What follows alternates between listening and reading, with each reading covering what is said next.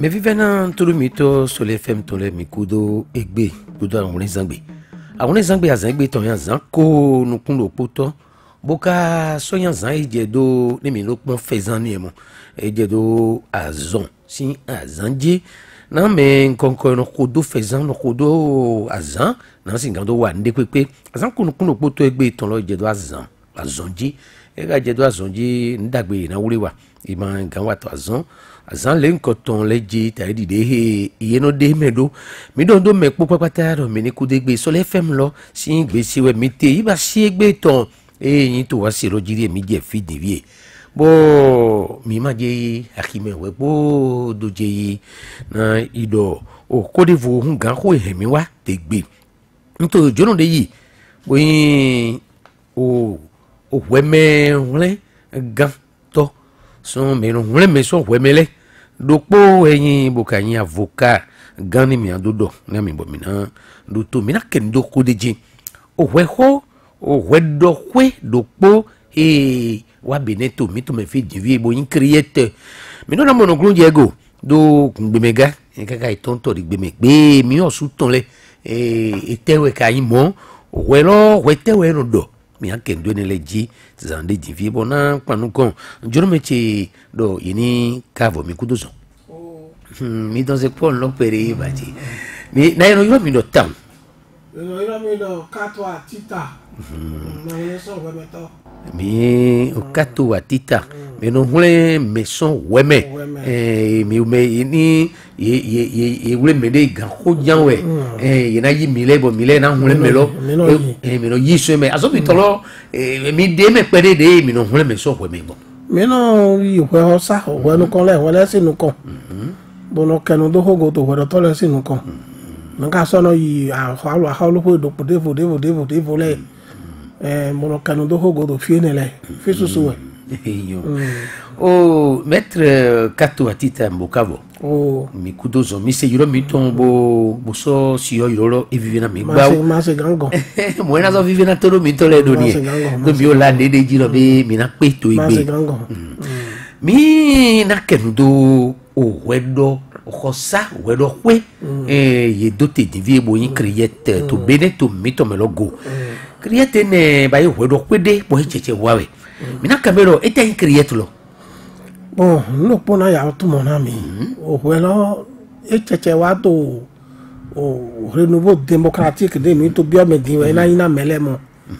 amo we ho de we mo ko to mi ko mo pon to me fi susu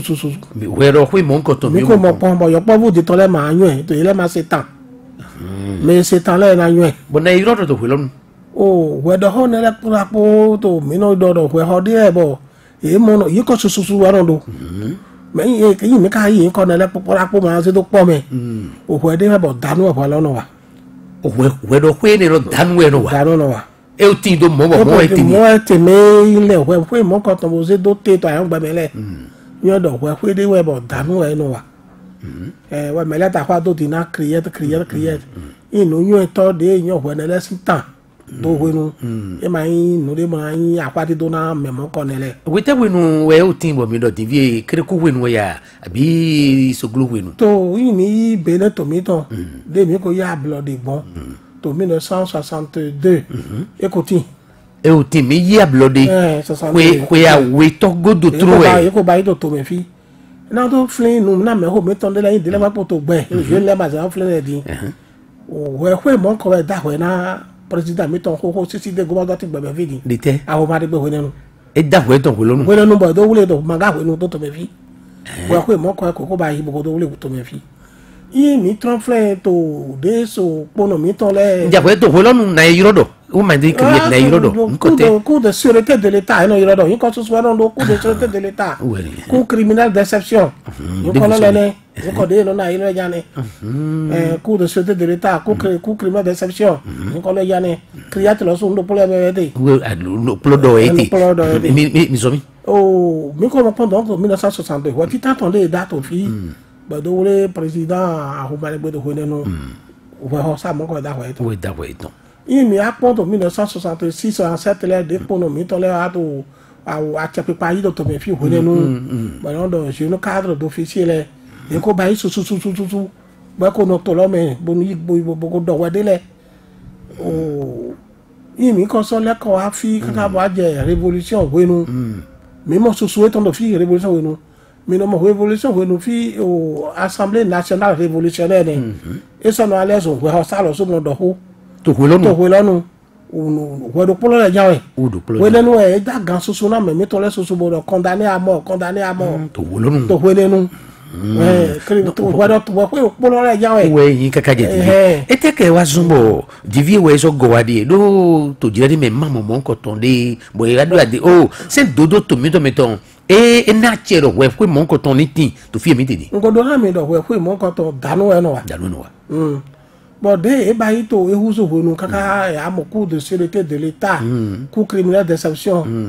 bɔn mi y'a ye conférence nationale pour 1990. mais maintenant donc ma sɔjura mɔ numu kɔtɔ bɛnɛ tɛmɛ kpali ba. o de mi démocratie godo. voilà. i do ma sɔjura mɔ wɛfɛ mɔ kɔtɔn. wɛfɛ de bɛ bɔ mais jura he to ganu kpoku ŋun kpo bon yɔrɔ dɔ kɔni dɔ dictature lɛ u lɛ mɛ yino monte donc de mɛlɛ ka yi conférence nationale et de ma sɔjuro de ni he to ganu ne lɛ ba tomato ni jɛ sɛnsin alɔji.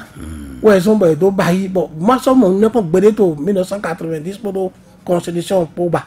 di e wa ton ni ma fait des tombes ni so da ton e des so e ka do ton e be do e do gande kwenu kana bla me do nu kon gande kwenu na bla do godo e be do gan to tology din a che pipa e ki to Fred bo Patrice Talon ton e juru wodo mi ni de we do pe mo nko ton ye ko gbe bo de so se mi to me do beneji o wa pe de fi de pe e ma tan be no che me to ko de amo do to le susu me de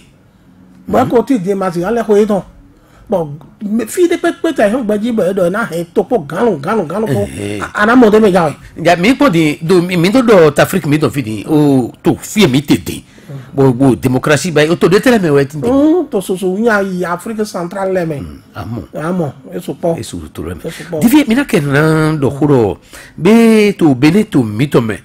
he do wa bo yin créer din ro bo yi de ton bo ino o a vivo sumito me utu me je yi de ton te muna e te auto gawe do de ton o wede we bo we ni abo yin mi to ndo mo do na tam ton do neyin o se neyin dunia do droit neyin bo to vile donado je we nenu ko mo do yen dro mi na ba igbo le na mi yin to vi bo ye we nenu ko we ho sare nu ko ne ando ba ile na mi e depo we do tolo ma na we polepo inu awo e adona moto we do to tatale de is gonna be do po awe to fi to fi ne droit me to le ne yimbo o sendo e anyona gbeto do si gbeto me to démocratie me susu depo e to li to fi ganu lo se wa to glona e do na ba ni gbeto na dibu gbeto na siso e na daga na we boyo so ana te ko jeno ko to bo mo de ko si ayin do mo avude do avodo tanvo esi voilà ako mo de yo so ma ya dobo to bo na liwe di mi ka mo do mo ho mo ko ton do wa ganu bo mi mo do hu no jiwe ete e da we na a Javon Sébastien mo fine we yi da we loti wona bi e o da we podo da Javon Sébastien no ne wa to ile ko wa e ko ile wa na do da parce que ti ho na ti mo mi conférence nationale ele wa di no so awe mo ko to ba yi juillet août no le mele wa août me we wa 7 août voilà azantia wito eni sun avivo sun loton mo ko ton liwe e ko da we flin pa bi dele wa yi to fini no we da ho de yin we ta on ton de we da di ti tanton we ya Javon Sébastien ye ka no ni e da we to filo e we yin ko yawo so yi ko u ni no da me flin oh we ko no na yin ho de ti ba je flin yin we ko die le ko e fi de si ata na we ko ya aton ko ya wete amo aton amo wa mo ko to flin wo e ka so ti mo we bo ko lo yin mo do ko lo ma se do mo de ino jo me wo de enu me ino jo me mai me flin le po jo e ko no wole mo no ba no bo ko no se bo di game o we no yi flin bo no jo me abi we no yi flin bo game yana yarupo no e mai ba yi flin jan do game dan aye flin po de ko lo te gbon e ti flin eno jo me àmọ́ ẹ̀yàn tó jó ẹ̀rọ pé báwo jẹ́ náà wí tán àmọ́dọ̀ kó lọ́nu gbótàn ẹ̀ máa mọ̀ ní àdìó dé pópó tó kó wì. tọ́lẹ̀ ẹ̀ máa yín ẹ̀ máa tó lẹ́blánú tó fúlẹ̀ wọ̀ finirọ̀ ẹ̀ máa tó lẹ́blánú. mìíràn dò ń dò po Mimo de mon avant Sébastien si ouais dark pladona azobigble ko et 18 kg de cocaïne pure yelo azobigble ko e wa hulon bo bo nu da ko e we awe si mo wele mo boy do yeka da we ton lo bo fo lo e te ke raison we yo fo o sente de do ya to mi do me do ye na da we la we eti to moto semiton de mi pro boy raison we si azon yu alo me o sem eti to mi to do yiri ta we po so go wa yi ne joto Sébastien Javon ton si en ligue do di do e inde bo kwawa me nyo saison atole susu me nyo saison ato susu bo de ma to mereji bo to mereji bo nyando nu gbogbo sensi en lihoji e inde bo kwawa na fi de Sébastien Javon si ko je e ma se ko na so ikriye to noko e ma so ihu na so idon ne ba si ne e inde bo kwawa bo ba ile blano e bo ete tu ezombo ye gorelo ziwa bo ado fine ye kana so yi do bon mimo Sébastien Javon si ho ye ko do bo e ko ba yi nu di ko ya we ganji bo ko joy bon e ma we da ho de na yuro e ma yuro bo e ko yi we ma ne do e ma yuro ko da ho na ko ito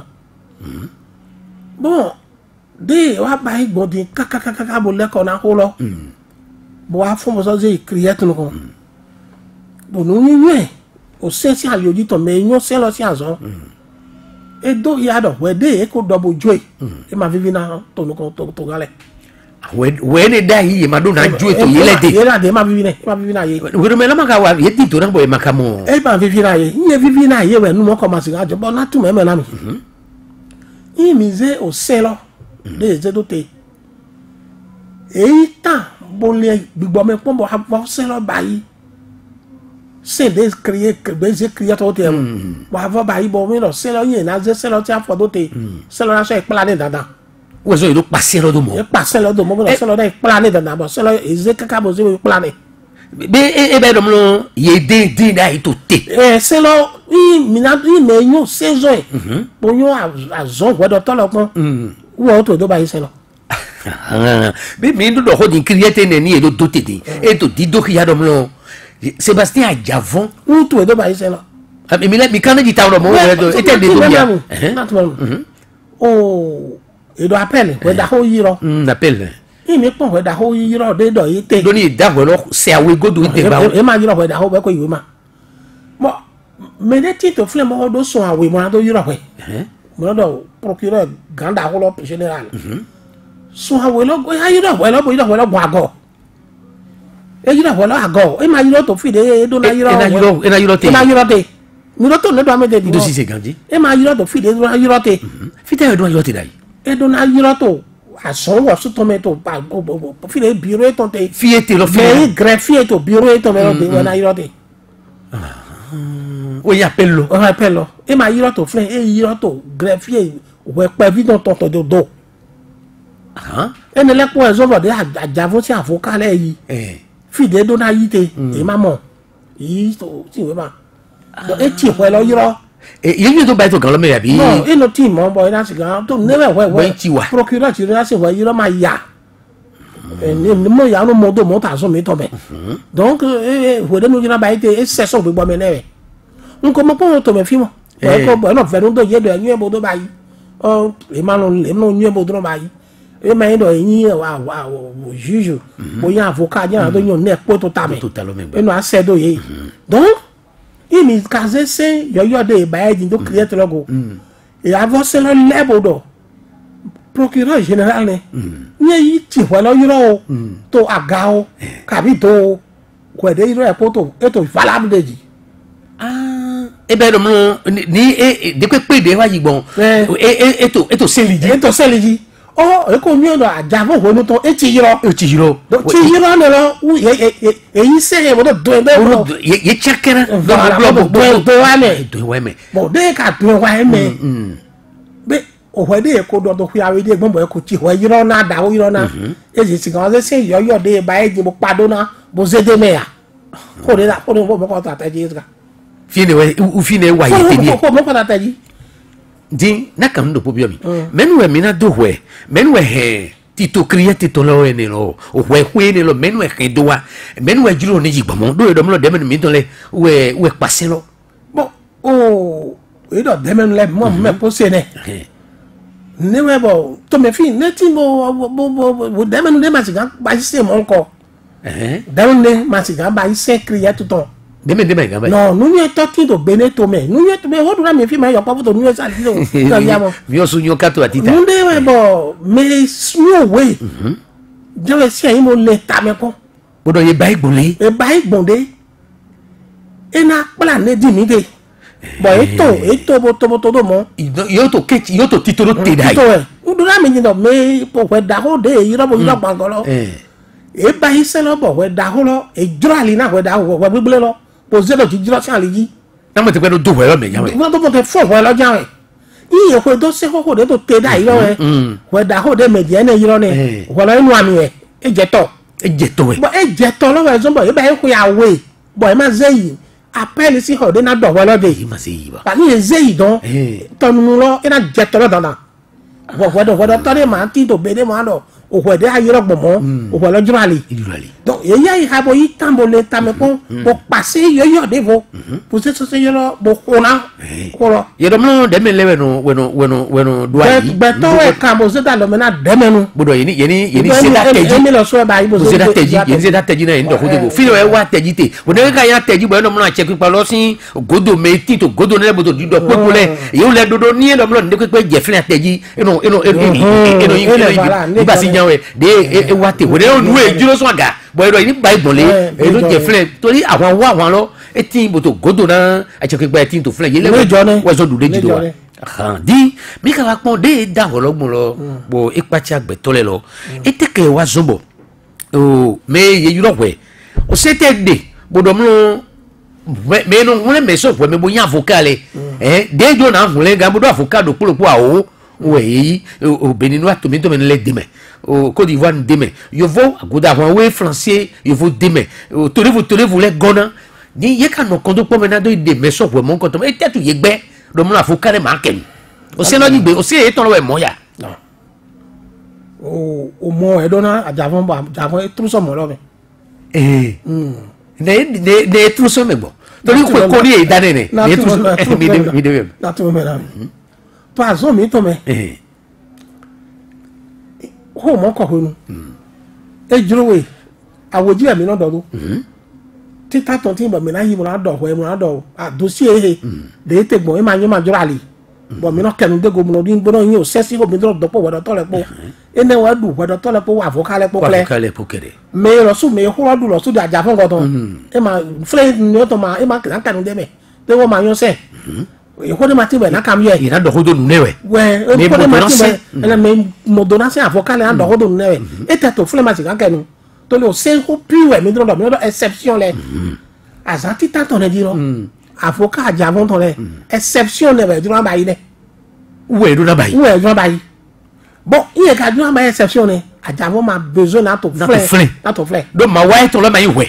parce que do ne ma yi we wa te to fle ma na ken mo do e wo ma yo se ne e ma yo article e ma yo doctrine de ma yo jurisprudence de no na pour avocat na pour ko do to le yun e bo nu di do na yin ko do to pour avocat ko bo wona is te fle po we donc we ne gbe ide ponda de se mi ton do e do droit mo do mi ko do ho to te che me ko do to le ma do na do dandan ni wa yi ma do ni wa no dandan ni wa ne we bo e wa le blan bo e gbo mo to gbe ne gbe e to yete to fle ma ja ima da kan mo do ho donc i a le pon de no le wa igbo kan godo ni wa de do e te lo ni wa de te lo ni yi fle o mo e ma so tro gbe ne gbe ni yi fle gbe lo gbe e ma do gigo ina wule ina da bodo ha ko e ma te da pe ne betro lo ina bi ro iri bi te ko ide te po ina goloji to li o mo e bo e do do yen do yin se jan ko nu gbodo je mi te e ma do besoin fe wi wale o ne ma e ma do ko na do to gbene da yi ma do e ma do ko na do avocat to le kele kan bo do ma do appel ho ni do appel lo de ye ba igbon e ma yo o se de ba igbon bo do go appel lo na wule de avocat le kan do ne le pogo et le certificat de non appel avocat le ko yi e na kan do ne le pogo o wa de ko do titaton be so na bodo aweto ya avocat le kan do ne le pogo ene le clé na don to gbe ne gbe kakakakaka ma fo kale na do de mi don no ti mi de mi le no mi da mi ni se ene lo na do mi da do le ji we se ko mi na do yi ajamo so si e ba yi drogue ya e ma ba yi drogue ya mi no je ne ji ene lo we wo to le hona ewe fere to le hona plan e ko ne poko tito do yo do no no to fere ko da da je mi wa gbon fle ko da da mi le de mi le ma wa gbon no ko di de yo do ya da so nu ya da so nu da yi bo ko timati bo ko ba wa ku ya hile bo ko ya hile bo na de na li bo na de se fla na to fere bo je fere e mo do ene le no ma di ma gbon ba le ko yi harupo direct lo we di de ka do igbon mo devie bo mi mo do mo ye da lo do mo bo ka gbe na vocal tita bo so gbe na ya we to bo e ma do ko de pe to flen o se la je do mo ho ne lo nka ko se la je do ni ba igbo mo na to mo ndo po na mi e yin e bo wa le blano bo de mi po to bene to mi to me de to mi to po e ma nu mo ko ma so ba nu mo ko do to mi to me blo e ma yo e gomi do godo o avocat le do na do ho to gbe ne gbe do de le meleji o se mi ton do na do ho to gbe ne gbe bo me ho lo do me ya ja fun chawo e teyin ajo to mi pe nu e to ho gbe ni e da do gbeje bo e me kleje we na do to gbe ne gbe o se lo do e juro me lo nu gbo to na do mi avocat ni yi bo ka we ma ne ni no tenche me ni e ko bene ko ayi mo je ho jo ho lo su papa ji bo du do ni wa bo te so ni wa do we ne no ni ka se do mo we po ina do iwe khosa o avocat ino hunle meson we mele ye ko no yibuno bi o we ma de buno pon o we de ye do client e do akisino ye ton e do ye yi don bo igbe ye te yi gbe na ye we ye do ye gbe na ye do ni wa bo apon ta ni de o se no do bo ye wuri awulo bo yi don lo ye yi bo e na be bo ye je don lo po we po bo we do to gan lo gbe do mo ye ma te de ton e mo we blo ndo po ti la e ne lo so e wa wa ko hu yan na to mi do e do hu yan mi ya godije na se da ho e be do ye do ko do na se ro pete ko do ko bo to afo se do loji e ne cho to gbenegbe ni ma so yo le to avocat aja fun to le te so ye do le ko so do gbo non parce que to azo mi to me ni avocat le ma ya dossier lo je nu ko wala ma do na meji amanu na pali pali ma do na ji wo me wo do to bo da wo mo ko be vraiment e wa e dugbesu di e ma avocat do na ya dossier lo je nu ko da o e ma in faveur e ma do na mi droit ye to e ma in faveur e ma ya wo da tro ma do lo bo di na ka wa ibo mo gbo ni e bo do ba ibo ma uchu anyo de ba ibo e ma ya e ma ya to cho bo e do je po do na do bo do ile do na moto na bo yo ko e me lo hu na do bo e ma ya o bo la san fo ji na to do na ta ya na to mo do bo na ni mo ho da friend o do ho da ba se no si do friend kanji bo ho gba to million ne mo de bide to Rwanda Africa to lo me yan imi je Rwanda si e do ho me le fun to mo friend mo wo di do me le to awoji do do ba to flin le e do ho e to ba ta ko gan de ba se no si ne to so do ho e to do bo me ko gan do po wa tin bo wo o se to ku ye to ko gan le to de ti mo no Arusha wo e do ho e le to de me wo se to ku ye bo wo de nu ewule do ya do ho ya Arusha lo o se to ku ye bo ya do e wa Kigali lo so ba do ho e to Kigali wo me do po no se wo de do to Kigali to ko ma de ho e to pe nya we do lo na ho e to ko mi le ya fo kai hunle to we me den ka je fle to gbe lagbe wo e to do lundi de bon je fle to samedi azan we avant to 1997 to mon comme ba won ba to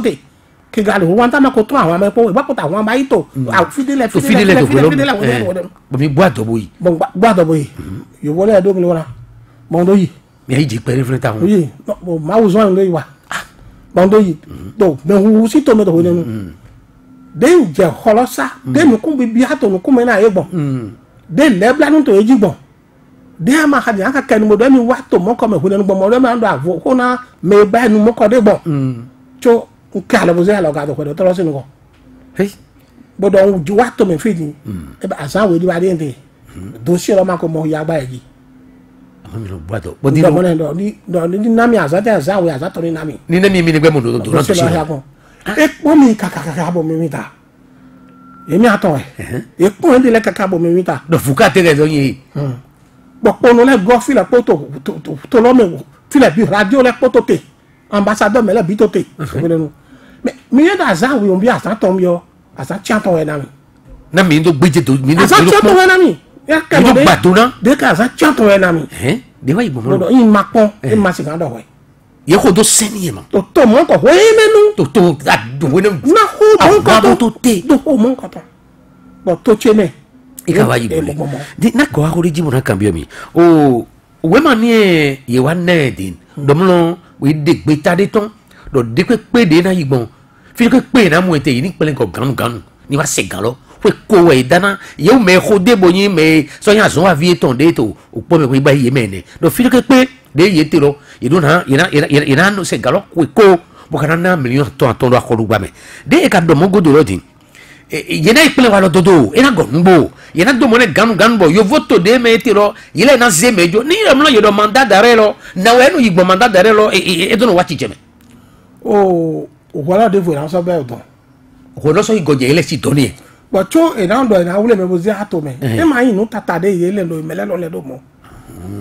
Wọ́n lé tẹ́ ẹ̀ sọ́mọ̀ sí gidi tó wẹ̀dẹ́ dọ̀ tó ọgbọ́n kan kiri ẹ̀tọ̀ sí gidi dé kan. O tòmítò lẹ́pọ̀ dé mi mọ̀ fi lẹ̀. Tòmítò lẹ́pọ̀ tó sí èlòpọ̀ gbọ́. Pẹ̀lú droit international. Bọ̀ droit international kò dọ̀ dé náà dọ̀ wẹ́lẹ́ gbọ́n ta ìhún gbẹ́mẹ́lẹ́ bí ṣeṣe.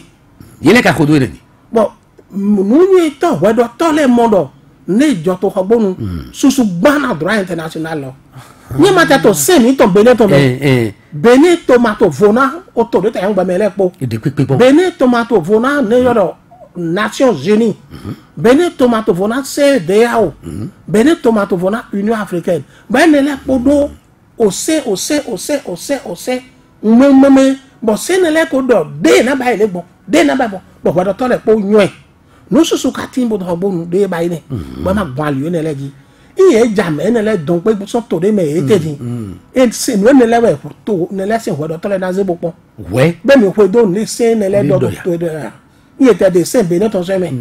o se de to to ne lɛ mi ko do ya i ma ko do ma jigin gɔ ye wa mi. be e ba do mlo vlavo we na do mlo e mandat d'arrêt e to ne na do wason bɛ ma nye na ne nye nye to seize ans liji ne nye to seize ans liji o se be ne tɔ o se international tɔ in français to me yawe français to ma zikado menele ni wudi bai ma non mi ka konto hode ndai de we khodo je kona to ga miton de tin to frère de Patrice Talon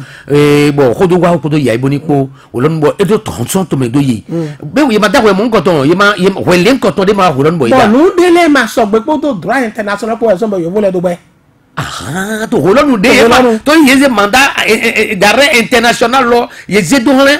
bodo yana do te fili ko ko ko yele gbe nu dele ma so gbe na droit international so yo vole do be to wolonu nto file ko no ma inte mo ma yen to adosie je abi e ma do ma nele ma so gbe wolonu men mi le défendre to wolonu men si ya iboni ah mi le we ya iboni se avocat de to ni e wolonu yo vole do nele tin bo ma so gbe droit international lo wo so imado si wo so gbe devient ton sous dino be era de blason ibomo ni ma le ko ta fa do nu yen to saison wa to le ko ta fa do di mina go wa fi do wando mi do vodi de ja to no kole e do to modi e ngana mi nyo do ni na de o de men si vodi de député le na ma te to me ye he a chan dossier to bo yin ko to le yi ate fi do ye na de fu na we di ye do da ko ne friend e ga vodi de o ne jo to hogbonu no biye enzio mi do deme na ma o abi mi to deme na ji o yewe to li te otu to li do nu mo kole nu de gbe to ma lewe no he wa to lewe na ho de aka mi odi tu fi dale de tu fi awo na ne aka mi odi ma o ni won le mi nga ami to seli oji un se do avocat ajavon to po me to le po ina yiro we de ti mi we da ho de we na yiro mi yiro we da ho mo nko be igba ko to we me pepe me di me o se de ma ko pon gbere onugbo mo ene ni yiro ko mo ko di de mi na yiro gbon ni gbegbe de gbon ko yiro de mi na yiro to ajimo gbede wa yiro mais cassation lo hodo ni cassation lo ni yiro nu gbo ton pe de mi to hodo di pe igba ko to wi we me ni pe di me ma ko dagan na pon gbede yin hode na po to flen ma da lo se ho yan na po to flen me hode do mi teji do election ho we do na ma wo ni bayi na mamu nínú jọ fílẹ̀ volleyball parce que to me fi di ni ma so yun ya mo ni ma so yun ni o sende sorting bo so to se ko do ma yun e be do e me ga yi fo di dédé pépé to seli oji na cassation de bayi yeti ni ya bayi ne ma gbedo ma yi ne pepe ma gbedo ma yi ni ye bayi cassation lo ni mo ni do lo ye go we da ho lo e lo ni e na to fo jira do pon de ye ga do we na yi avocat to la ka do mi na yiro bo mi na yiro to ajimo gbede wa ya sa ton ri e do yo vote me don to fi ya fi le we na bayi de ni ko fi na yiro de create la fe na yiro ni we si e ma o create na se dossier ora Cour suprême habon fi de bata ko wa so ganji fle na ina do cassation lo de ni e to ba yi o to ba ma yi to ma ya avocat yi don o ni ma ya avocat yi ton we so bo mamadou na e ka do to conférence lo me de mi na ba yi iye ba yi ne o send o endo ba po to gboto wi we si aliji ni bon mais on ka di do to me fi di ne ba melete ni ma so nyi se so tin ba to bele to mi to lo me ma so nyi ne o se ndone na we na ba ido manyoe na kan do problem ndogo onu ejo fi le din e kan mi o meyin we ganto sonle ba ya avocat le do we ho mi nu ejo le din na mi le gbo mi meyin avocat pipri me avocat le to me no we me so we me le din mi se do mi do pipri na to kendo wa ye hu ni logoto o si ali do bene to mi to mi moro wezo meno wa wezo susu to mo do ho logo ganji me mata yin ajabon si avocat le bi yen ko to ganji bon to ni lejo eyin de bo kwa wara mi e ko ha mepo lejo bene to mi to seli oji edohun ya mi kabi ti jono le wa to mi to me yo fo ni le do sisi na mi bo amo nu mo ko ìwọ̀n yẹn náà mi wò dé dókìgò tó togodo. tada ibu dókìgò bọ̀ ẹ̀rọ pọ́n dégò àfọ̀kádé dọ̀mọ́tò yẹn mẹ́ma dọ̀rọ̀. togodo ikú yẹn náà mi bọ̀ tó yẹn dọ̀ wẹ́ kó tó bẹ náà vraiment atọ́ náà dọ̀ mi yẹn dùgbò tó wẹ́ dọ̀ tó bẹ náà. ikú àwa náà mi yẹn máa dé èsì gáwá ìbọn máa yẹn bọ́ yẹn sún ṣe àfọ̀kádé lẹ́ tí mo kàwé ma bọ́ dena ibon mi osu ye me ma de pepe de mi ante ne me yan ye ma to me si o ma lo me ne se bo vivi na mi bo na mi ho me vivi won se do o gbe de yin gana mi le e de me ro ha ko ho lo sa to gbe de gbe ye de me do ma to baro me beneton de me do ha bo e bo ken mo do ho e na yin ne bo vivi na mi vivi lo wa ndo to jono lesson ku me ohun ya mi ton edepo pere to fi ma da lo de me avocat gan kato titanja mina jo kan lo do ni te me do po awe ina gbe kan ho de pe bi opo na mi vive lo wa ndo mi ni de ho be na me ni de ro ti gba te me de awe de mi na gbe yi do ena papa ne na to yeso di ndo kan ho de si mi do kule po ma yin na kan bi o mi jo kan lo do Mohamed Liamidi to mo lo me de to kan lo nu ti re allo me je kan me mi de kan ko radio lo allo menu Benjamin Bossede kendo kologo nu yo to dawo de mi zo agbagi fún mi mo no yo to mi no bi ile bo to bro mi bo ka kan do gbeto do ko se o galo tana gbeto yo ndu kan do ikaka igbo mo ko do ya galo we ma wo ndu kan bo ndu bo ga bo no yin kan do yo wa we ka ho to bi no kan etezon we do to mo ba na ajavon ni no won to ko joro we yin to mi fi de lai we na no peut-être de ma yin bi mo yin do mo ba ne o ki tin kan mo no kan lo ko yin da we na me ko to me est-ce que we do sa le bo tin to gboro me bo no pa kira we do sa bi bo ye don bo na bo lo yiro ya afi mo do jijo to budo mi o ki aton te bo la ro ton kan mi to me mele ye ni gba de o gbe mo sanu aho pezare eyon Benjamin Bossede mi ando no to ndo bo yin me ko to kan lonu allo ouais ya yukulo we d'accord mi kudo we d'accord ho kan bi o we mi na kan se keun e mi si divi o se ton do a kato atita de nja yo ne titan we na mi no yi we no yi Kwenu Sébastien do azo wi se Kwenu Sébastien e ya so mi mo we ni o nu he ndina cambio o men wezo we me tolo o syndicat de constitution mi to de lo un syndicat de teto wa o ma so sigan o na titiɛ de mɛ bɔ ko tiɛ da yi bɔn y'o dɔ wa yi fu da yi ma e tɛ bɛ zɔn bɔ wa dɔ tɔ yɛlɛ ma se ka o do yi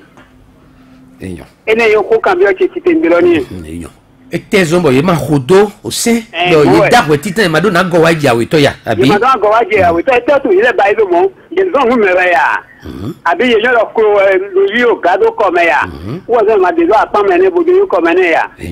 Eyan mi don do igba mi na imere vo kanu mo be de pono mere vo so kan lonu don ya do wedo to gan eno hu ye me no hu le me so hwe me ye ma ye wedo to wa avocat no hu le me so hwe me we bo ni mere je hwe me iro yiye na do singa do hu le me e mi si di me je kan lonu mere ma flin o de mi na ba yedo di ba mi to do pe pono mere vo na kan lonu ko kan se aweni e ye cambione mi gbon do we pono mere vo titan tolo mi vodo me de ka titan le bio Benjamin Bossé mere vo wa kan lonu allo Ndondo ga ho ga. Yesu dondo mi na mi leno yin. Ni eno yin mede zundi 16. Mede zundi 16. Dondo baba ti de to fun lo ka kaburo ni kuche do asun mi don.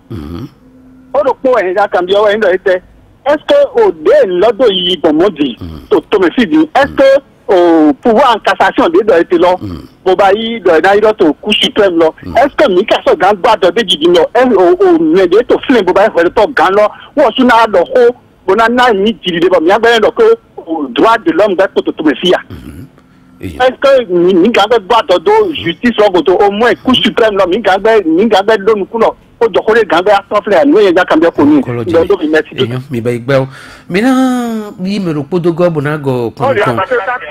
allo manager kanonu allo monsieur na mi no yi oui ko no radio oui maintenant na mi de bon mi do kere o Valentin ayonu e Valentin ti tonvi Valentin do gbe na o metro 4 atita era cheni nu ko do le o amo nu ka do ko camion metada o mi na pa da le gbigbo mi gbede le o mi na mo do o we do to le jiwe yi ta po ta mo re wa ha to vi le we to yi le we yi da gbe do to mo so yen do to mi ti do mi no mo bo kono lo gande ba e no mo wiwi bro e no mo wewe de mo do wiwi we nele avocale to yele bi e na oye ya eyan ave to we bi e na ye mo wiwi e mo we ndo wiwi kan e ho le me ya eyan ko wa mo camion kon kan se to ni eyan mi do mi na do me yiro te bona go wa fi de vie holome na susu gbetole to e kan ho se Benjamin ayonu o ken mudo o ho mi si ho blondo lole mina na ko kasa titan ekenu bodo we yeka dana ajavon Sébastien Enelo do etezon boye da holo yeka nyoro ye maduna da we ya we bodo da oholo ne gbomo ya ene wo mi odo to kuma na ti gba mina mi ase loko wa idi no de we ene wo we no pataki bo kwa wana me susu to sezo wa to le me e mo do wa polo okura we i to se de zekriat do teme i demen le mate flimbo do deme a wa to le do ra flimbo moji atonju eno i do na ti me na me ne joto to mi to me to ajabo si me e ne bo wa le blanu wa vivo na to i ayin sezo wa to bo nyeso si zo aso ama si gadam no to ye wa yetran nebo ejeto anaka nu ana fiam do be to mi to mo jan mo ko do jijo te ya be we o sezo wa to me when me na ze me na bai se de men le ye ma si gando hopopo do seme ye ma do na do hopopo ye ma si gando hopopo do seme e do ando na bi pura do seme se lo na diga u ga na di te afo o sele ye pense de no bai to le me klen we bo ka nye do ne le timbo e makando sene me bo ti to sende voler me bo ti to o soit do sem beneton de vo me ka bi se ayon gbe ton le bi se Nations Unies traité les accords internationaux les conventions les me bon mais du na di se lo bona do de na zangbo di we do to le di ye du na ba yi jo de se na do sa na me de e la do na e pon do be no he de ho to se ne do ko cheme se ne vo ma do ya to fide vous ya Benin m'a signé accord de to se de ya o me bon e do de me ya Benin m'a signé accord de to Nations Unies bon e do de me ya il est c'est crier tout ton long et namoro nous sous de to créer tout système Bénin contre si en l'autre pour la première Nations Unies mais ton numéro de convention internationale des mers procès équitable et tout ton numéro de principe universel de droit de procédure c'est-à-dire que il est matekando ou madame et ne wa il ne wa yo to la pogne mondial wa ko ni to sociality donc et mon do ho do ko lo wala we you mi jaja bo sin ho e ko do boko ne we ma bo e do e bere ya bo do ma ya appel ni ete do igbe na appel lo to ayo gbe me la po si ni le me de yo vo le pon mi gbon to ne po me appel lo iye ba i jawe di de gu wa to ho do to le to di do bon ku da appel lo je na zero to yi e ma ti ga zero to so ku da appel sa ligi wa se do create si bo do to le do na nu do mo ene pon mi to we o me ye ti mo gan me po wa yi Calavi me po wa yi Parakou me po wa yi plan Dakar me po wa yi Paris me po explo université le be me po no ya we ma me po no ya convention internationale de les essais mo we ne bo de na ka ba yi gbon bo ne ma si ga nyo do mo we bo na yi de me ma te kando mo ele do kando mo da o he e ko wala le de vo valide ye wule lo ali na ti na ko ka be fo e ma ti ga du ali ne boise godé wa e du ali na ho to ali ji to ido to make di ko voilà ndivi ne ni wa le bla to ho lo mele me no ko ka hobio do cassation lo fi na go ho lo jira do ye na go ejiji te lo ina ba yi lo be ye ga gwa do do bo me na do ko to fele lo e ga do ko lo trille to be na da do gbogbo cassation lo go azon ye ton we bo ile do na do de na igbo mi to be me ni igbo mo tori to me fi ni ni ma so nyu ede na igbo do ko lo elezun de o se do fle me o se la ma yo de na ede normalement we tan ko ne jobo mi to we do toilet to di do me wala o di do ne le kasa se ma da do bu me mususu yi no mo javo to ne jobe bo kasa se ne le bo niveau eton e de do na jo da li dagbeji me to me fiti ko de ete ni ma u cho to le nu na wa ete lo je jo na wa to li cassation lo da he na gbe do ko bo ho na gbe go a o gudo bo yu do ko le je na so do ele si ba po te me ile ni ka to e kon ne no me na igbo me ma ti ga do bon o divie ye wa to di do di taidi de ye to ko lo cambio do me lo po kan se flin do mlon be do dandalo wa lo ko lo do to mon divie alors te do na va du gan na funu na ira go yi lo jiro alors te do na du be na do mi na do jiri de ko pe to fine gbogbo no yi gbe go we he de no bo go wa do de na no do yoya ma do nokun no mi no me po e pon we lo abon ye ma do jiri de ne to yi gon di ye ma ga do ko de ma so de ji do de ye ma ki go do ko de ba ma ko do se ba ma si ga do tan de na igbon do fi de oh maître Kato Atitayen avocat et non le maison ouais bo do wede de ji bo non tome bo yo me yo vo tome fide d'Afrique gbeji we mi ro han fite gbe na do kendo o we ko in create ko e yi da yi de vie we te mi do na do krita na si ga do na to do mi to le ne nyena na create se wolo ya na do to ji bon mini sa nyo bo do bayi na ni ma yin ko no do la ne mu ne o we ko do nu kan bo do to dido eto fifion eto meto to vile fion bo to vile fion eni nyi bo do bayi ni po vi ko ba ni ma to bi bayi na don no ko de ma le wa to mi to me blo yeni wo me do na ti ke pelo ni nyi bo do bayi na ma he ne ma le to be wa to mi don do mi gba mi na go wa zande to ligbe me do nyoro mi so si to ligbe nyen po mi po je na so no to ligbe lo sin alije me to ji le po ni nyoro mlo Maître Kato Atita na go wa zande to ligbe sin alije na me ma o mo ko de canceler yeni mi si ka do go mi don do mi gba Mohamed Lamidi we no homologie don rogasien hoton to de don vi rogaruga we no valonu podo Maître Kato Atita ko mi don do mi gba zande ni la vie que le mio, tasiko de